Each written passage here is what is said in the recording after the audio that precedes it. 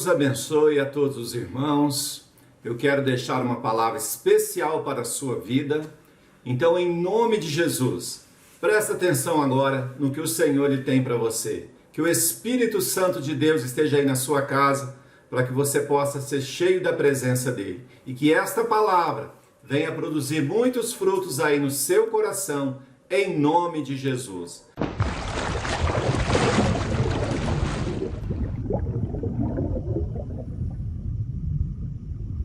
Vamos meditar na palavra de Deus que está aqui no livro do Apocalipse, capítulo 5, a partir do versículo 4. Vamos à palavra de Deus. E eu chorava muito, porque ninguém fora achado digno de abrir o livro, nem de o ler, nem de olhar para ele. E disse-me um dos anciãos: não chores, eis aqui o leão da tribo de Judá, a raiz de Davi, que venceu para abrir o livro e desatar os seus 7 selos. E olhei, eis que estava no meio do trono e dos 4 animais viventes, e entre os anciãos um cordeiro, como havendo sido morto, e tinha 7 chifres e 7 olhos, que são os 7 Espíritos de Deus, enviados a toda a terra. E veio e tomou o livro da destra do que estava sentado no trono. E havendo tomado o livro, os 4 animais e os 24 anciãos prostraram-se diante do cordeiro, tendo todos eles harpas e salvas de ouro, cheias de incenso, que são as orações dos santos. E cantavam um novo cântico, dizendo: digno és de tomar o livro e de abrir os seus selos, porque foste morto, e com teu sangue compraste para Deus homens de toda tribo, e língua, e povo, e nação. E para o nosso Deus o fizeste reis e sacerdotes, e eles reinarão sobre a terra. E olhei e ouvi a voz de muitos anjos ao redor do trono, e dos animais e dos anciãos, e era o número deles milhões de milhões e milhares de milhares, que com grande voz diziam: digno é o cordeiro que foi morto, de receber o poder, riqueza, sabedoria, e força, e honra, e glória, e ações de graças. E ouvi a toda criatura que está no céu, e na terra, e debaixo da terra, e que está no mar, e a todas as coisas que neles há, dizer: ao que está assentado sobre o trono, e ao Cordeiro, sejam dadas ações de graças, e honra, e glória, e poder, para todos sempre. E os 4 animais diziam: amém. E os 24 anciãos prostraram-se e adoraram ao que vive para todos sempre. Amém. Apocalipse 5, do 4 ao 14. Aleluias. Louvado seja Deus.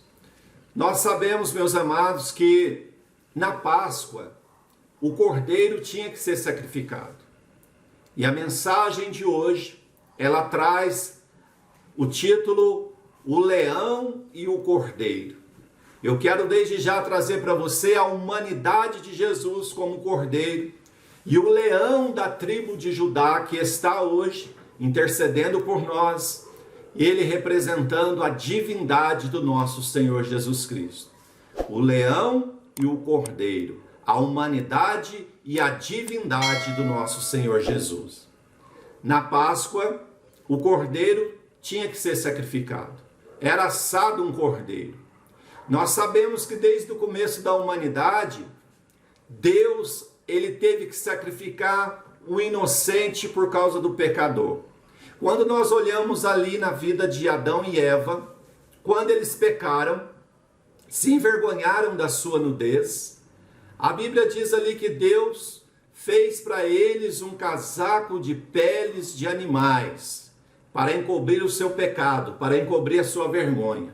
Então esse foi o primeiro animal que foi sacrificado por causa dos pecadores. E desde então, o inocente foi sacrificado por causa dos pecadores, na figura do nosso Salvador Jesus Cristo. O cordeiro que João Batista anunciava no deserto: eis o cordeiro que tira o pecado do mundo. Esse cordeiro, então, ele é imolado, ele é sacrificado. E a Bíblia diz ali em Isaías que como uma ovelha muda vai para o matadouro, assim o nosso Senhor e Salvador Jesus Cristo foi àquela cruz para ser sacrificado por causa dos seus pecados, por causa dos meus pecados. Então, hoje é o dia que o mundo está celebrando aí a Páscoa. E nós precisamos entender o significado de Páscoa. A Páscoa para os cristãos, ela traz esse significado de ressurreição, uma nova vida com Cristo. Mas nós sabemos que a Páscoa ali para os judeus significava a passagem, a saída do Egito. Pessah, Páscoa, a saída do povo da escravidão do Egito para a terra prometida. E eles celebravam a Páscoa comendo ervas amargas, não comendo chocolate, mas comendo ervas amargas, celebravam com um ritual como se já estivesse de saída, porque esse era o significado da Páscoa. E Jesus então, quando reuniu os discípulos, ele reuniu os discípulos e comeu com eles a última Páscoa. E a partir daquele momento, então, ele instituiu a ceia do Senhor, a celebração da vida, a celebração a qual nós lembramos que o Senhor foi entregue como cordeiro, mas que um dia também ele vai retornar para buscar a sua igreja. Então esse para os cristãos é o verdadeiro sentido da Páscoa, a ressurreição, a nova vida, a uma oportunidade que o Senhor Jesus nos dá, de podermos então viver para Ele, saindo da escravidão do pecado. E eu quero trazer essa mensagem hoje aqui do livro de Apocalipse, onde nós estamos vendo aqui a glorificação do nosso Senhor Jesus Cristo, quando Ele sobe aos céus e é então exaltado, e Ele se assenta no trono de glória para reinar, para governar para todo sempre. Nós vemos aqui no início do versículo 4, que João, tendo esta visão, a qual o próprio Senhor Jesus deu para ele essa revelação do Apocalipse, João então, ele tendo essa visão, ele sobe aos céus e ele começa a ver as coisas celestiais. E ele mesmo relata aqui que ele chorava, porque não havia ninguém capaz de abrir o livro que continha os 7 selos. E ele dizia que eu chorava muito. Até que veio então um ancião e falou para ele: olha, não chores, porque há aqui um como leão da tribo de Judá, da raiz de Jessé. E ele foi achado digno de abrir o livro e desatar os seus 7 selos. Quando nós estudamos Apocalipse, amado, nós temos muitas revelações do Senhor. Nós podemos ver que esses 7 selos aqui são os selos que contêm a história do mundo, os desígnios, a história. E quem está no controle dessa história é somente aquele que é capaz de desatar esses selos, que é o nosso Salvador Jesus Cristo, porque ele foi achado digno de abrir este livro.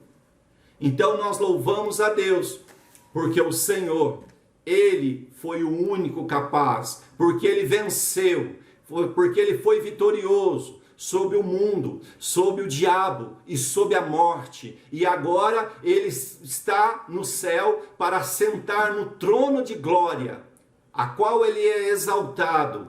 Diante dele todos os seres celestiais, todos os anciãos, todos os querubins, serafins se prostram diante dele, porque ele é o único capaz de trazer a salvação, o único digno de toda adoração. Então hoje é um dia que muitos estão celebrando a Páscoa, mas muitos deles sem esse entendimento. Então eu quero deixar essa palavra para a sua vida, para a sua casa, para que você possa ser edificado por esta palavra.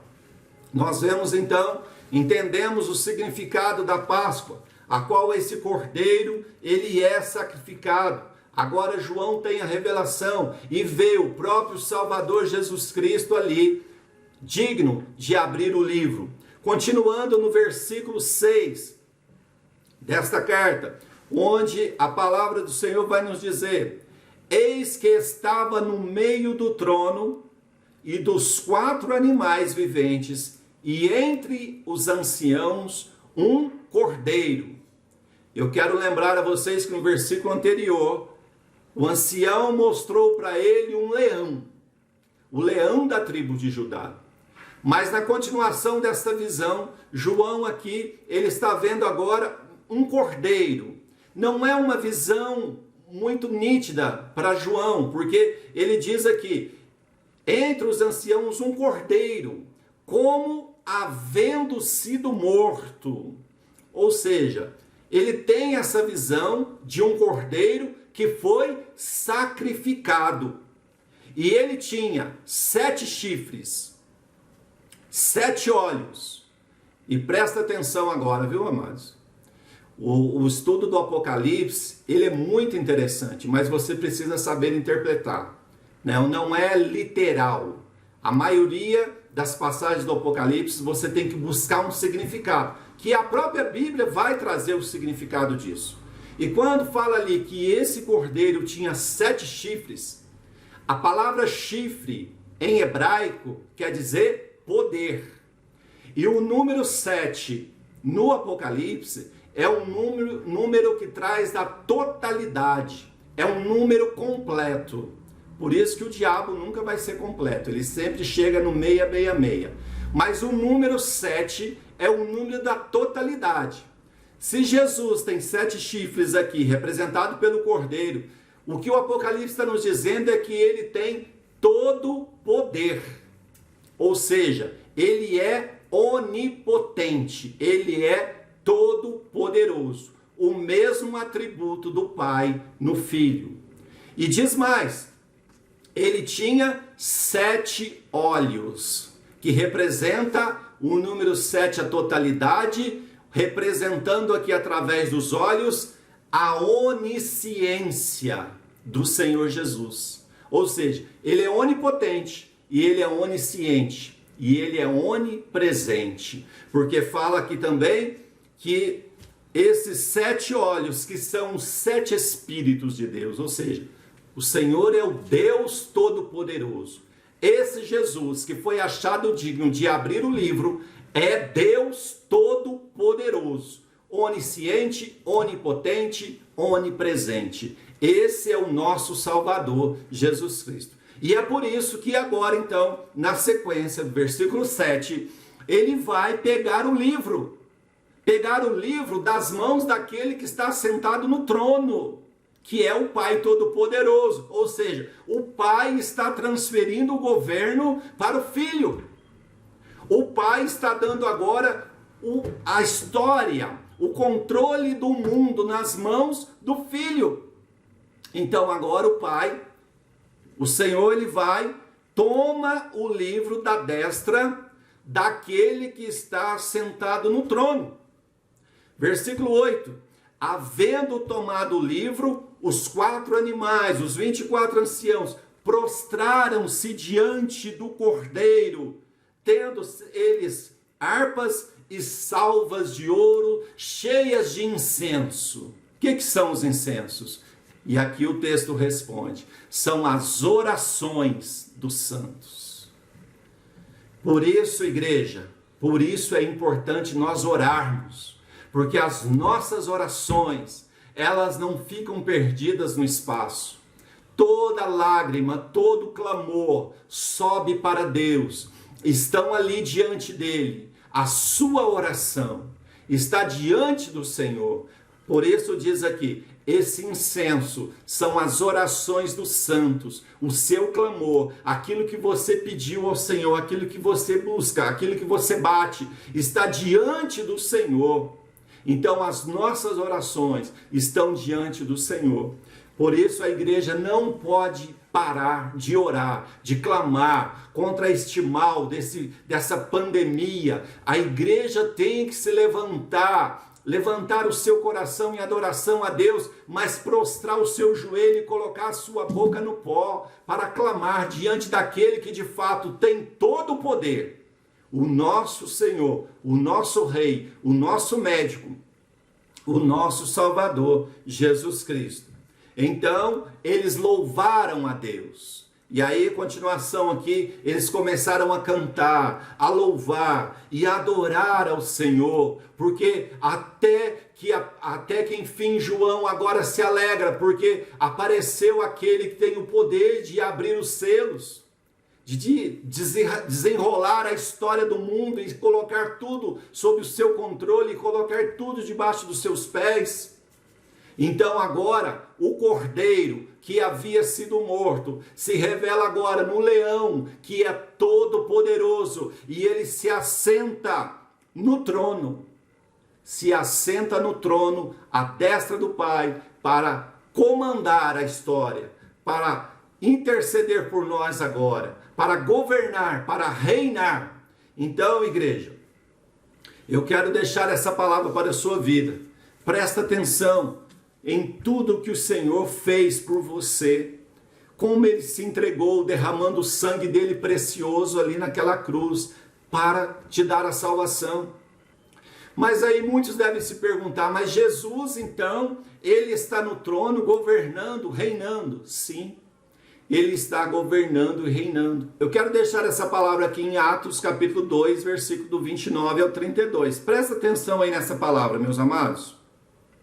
Atos 2, versículo 29.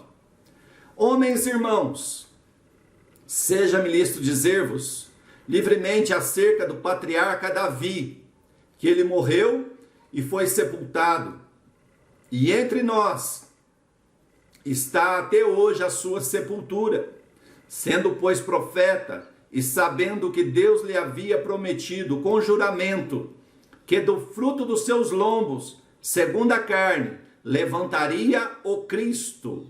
Para quê? Para assentar sobre o seu trono. Presta atenção agora na revelação.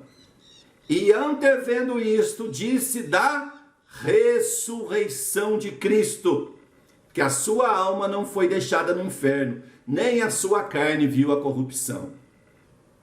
Então, presta atenção nisso aqui. Vamos entender esse versículo. Deus havia feito um juramento a Davi, que do fruto dos seus lombos levantaria o Cristo. Para quê? Para assentar no trono de Davi. Lembra da promessa que Deus fez, que sobre o trono de Davi não faltaria o governo?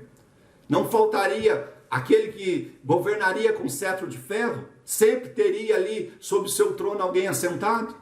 Pois é, amados. Aí o versículo 29 fala dessa promessa do Senhor para Davi. E o versículo 30 está falando sobre isso. Deus estava falando do quê? Da ressurreição de Cristo. Ou seja, quem se assentaria no trono de Davi? O Cristo, na ressurreição. Eu estou trazendo isso porque quando se estuda escatologia, nós temos várias correntes ideológicas, pré-milenismo, pós-milenismo, amilenismo. Muitos pré-milenistas e pré-tribulacionistas estão esperando até hoje o Cristo vir para sentar no trono de Davi, lá em Jerusalém. Eu quero te dizer, amados, Jesus já sentou no trono de Davi há 2020 anos atrás, um pouco mais até. Jesus já sentou no trono de Davi. Jesus já governa. Porque a palavra diz, olha, sobre essa promessa que Deus tinha feito para Davi, se cumpriu na ressurreição de Cristo. Quando Jesus ressuscitou, isso aqui, como eu disse, quem estuda escatologia precisa entender que muitas promessas não é literal, né? Não é literal. Deus está falando aqui, a palavra, não sou eu que está falando. A Bíblia está falando sobre esta promessa. Deus falou o que? Da ressurreição de Cristo. Então Jesus se assentou no trono de Davi e tem todo o governo na sua mão, porque é uma promessa espiritual. E quando ele subiu aos céus, depois da sua ascensão, é o que nós vemos lá no capítulo 5 de Apocalipse, a ascensão de Jesus, a chegada do Rei da Glória nos portais celestiais, como diz o Salmo 24. Quando esse Rei da Glória chega diante dos portais celestiais, ele toma o livro e toma o governo, toma o poder. Deus agora o dá, porque ele venceu, foi achado digno de toda a honra, toda a glória, de todo o poder, agora está nas suas mãos. Mas eu quero deixar mais um versículo para nós meditarmos. Vamos meditar nesse versículo aqui, que é 1 Coríntios, no capítulo 15. Eu quero te convidar, você pode pausar o vídeo, pegar a sua Bíblia, vamos meditar nesse versículo aqui. 1 Coríntios 15, 22 diz a palavra do Senhor: porque assim como todos morrem em Adão, assim também todos serão vivificados em Cristo. Mas cada um por sua ordem. Cristo, as primícias, depois os que são de Cristo, na sua vinda. Versículo 24. Depois virá o fim, quando tiver entregado o reino a Deus, ao Pai. E quando houver aniquilado todo império, toda potestade, toda força, porque convém que reine, versículo 25, porque convém que reine até que haja posto todos os inimigos debaixo dos seus pés. Ora, o último inimigo que há de ser aniquilado é a morte. Amém? O que o Senhor está falando aqui? Que o Senhor, ele venceu todas as coisas, está no governo. Ele vai reinar até quando? Até que ele coloque todos os inimigos debaixo dos seus pés. Então ele entregará o governo para o Pai. E aqui nós estamos vendo que Jesus, então, na sua vinda, ele já venceu a morte.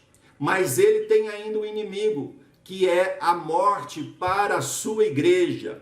Então o Senhor diz: até que ele venha e vença o último inimigo. Qual o último inimigo? É a morte. Não para ele, mas para a igreja. E o que se trata? Da ressurreição da igreja, que vai acontecer na vinda de Cristo. Como ele diz, o apóstolo Paulo explicando aqui, diz: Cristo é a primícia da ressurreição, mas a igreja ainda não ressuscitou. Então ele fala da ordem dessa ressurreição. Quando o Senhor, então, na sua vinda, vier e ressuscitar, primeiramente, aqueles que estão mortos, depois aqueles que estiverem vivos serão levados para ele, com o corpo glorificado. Então, ele diz aqui que entregará este governo para o Pai. Então, até este momento, o Senhor reina. Então, diz, se nós continuarmos lendo o texto aqui, então seremos todos em um. Nós seremos agora, o governo será do Todo-Poderoso. Então também o mesmo Filho se sujeitará àquele que todas as coisas lhe sujeitou, para que Deus seja tudo em todos.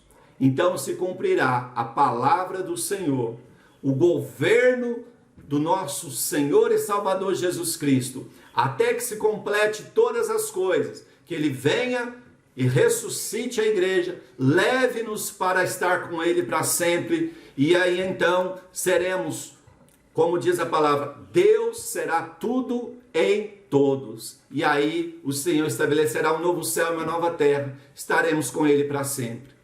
Então, que nós possamos meditar nessa palavra. Leia todo aí o versículo 15, o capítulo 15 de 1 Coríntios, que ele está falando exclusivamente sobre ressurreição. E você continuar lendo aqui, você vai entender o propósito de Jesus ter subido aos céus e aberto os selos para governar até que ele ponha todos os inimigos debaixo dos seus pés. E qual o último inimigo? Ele já venceu o diabo, já venceu o mundo, já venceu a morte, mas agora tem um inimigo para a igreja que ainda é a morte. O último inimigo aqui está falando é a morte. E isso vai ser vencido na ressurreição, na sua vinda, onde o Senhor vai... Eu quero deixar essa palavra para a sua vida, e eu creio que o Espírito Santo de Deus vai trabalhar no seu coração. Saiba que esse cordeiro hoje é leão da tribo de Judá, e ele está nos céus com todo o poder. Ele é o único mediador entre o céu e a terra. Ele se tornou o nosso advogado e vive para interceder por nós. Então, em nome de Jesus agora, pelo sangue dele que foi derramado ali naquela cruz, recebam a bênção de Deus aí na sua vida, na sua casa. E em nome de Jesus, seja curado de todo mal, seja liberto de toda opressão maligna, porque ele tem para fazer na sua vida. Ele é o médico dos médicos, ele é o Todo-Poderoso.